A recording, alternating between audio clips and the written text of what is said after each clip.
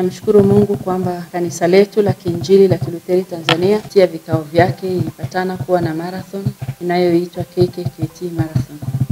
Na marathon hii imeandaliwa kufanyika jijini Arusha tarehe 21 mwezi wa 6 mwaka 2025.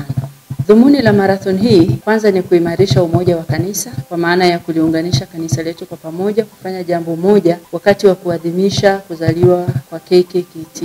Lakini pia dhumuni lingine mahususi ni kwa ajili ya kusaidia watoto wenye mazingira magumu na wenye matatizo ya kiafya sugu, watoto 1500. Lakini pia kununua vifaa saidizi kwa ajili ya watoto wetu wanaosoma kwenye shule za kanisa, shule ya Viziwi Mwanga na ile Viziwi ya Njombe. Kupitia marathon hii kanisa linakusudia kupata au kuchangisha kiasi cha shilingi za Kitanzania milioni 500. Marathon hii ni kwa ajili ya wana KKKT wote na wale wengine wote ambao sio wana KKKT. Tumefanya mambo mengi ya kusaidia jamii, lakini safari hii tunatamani kufanya kwa ukubwa huo pia.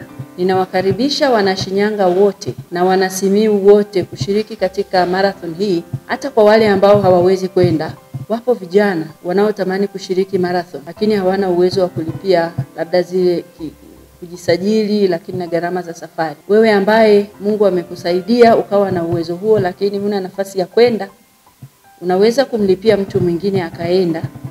Lakini pia kwa sababu tuna malengo mahususi ya kufanya, unaweza pia ukatoa sadaka yako ili kuchangia na kuwezesha kufikia lengo la kuwahudumia watoto na jamii ya Watanzania. Ninawashukuru sana na ninawakaribisha sana.